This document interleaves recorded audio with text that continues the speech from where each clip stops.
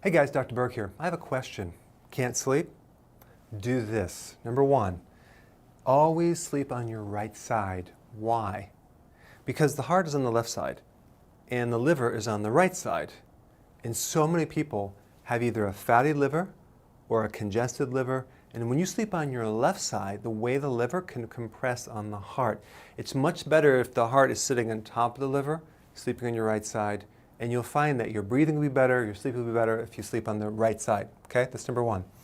Number two, slow your breathing down. So what you want to do is you want to focus on your breathing.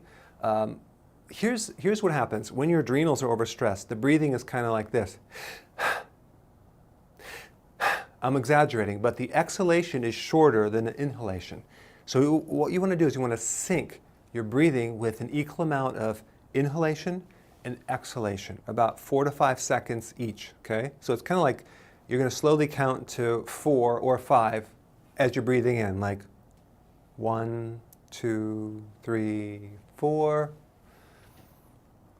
1, 2, 3, 4 as you're breathing out. So you're slowly breathing in and slowly breathing out as you're trying to sleep.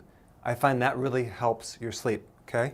So, because some people are like, all of a sudden they catch themselves like holding their breath when they're trying to sleep. This is a really good thing to focus on as you drift off into a sleep, okay? Number three, bed by 10:30 at least, maybe a little bit earlier, because here's the problem. There's a circadian rhythm that occurs, and when you go to bed past 10:30, let's say 11:30 or 12 especially, you missed the make-break point. In other words, you may have to wait up to an hour to even 90 minutes before you catch the next wave, because these hormones go in cycles up and down. So if you missed out on that circadian wave, all of a sudden you can't sleep. You maybe already know that. Like, you might get tired around 9:30 and like, man, if I just went to bed now, I could just sleep. And then all of a sudden you wake up. That's what I'm talking about. So you want to get to bed by 10:30, because the optimum time of that circadian wave is about 10:45, 11 o'clock. That's when your body drifts off into a sleep. So I consistently go to bed at that time, and I can drift off very fast. But if I go to bed like 12, I'll be laying there for an hour, okay? So that's one thing. Number four, your pulse rate.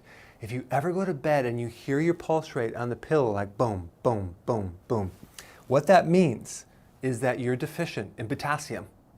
If you're deficient in potassium, your heart will beat louder and harder in a higher pulse rate. Normal pulse rate, 72, but you want it kind of like 65, 60. So if it's too high, what you need to do is you need to start eating more vegetables, because you don't have enough potassium in your body. It's a good indicator of low potassium.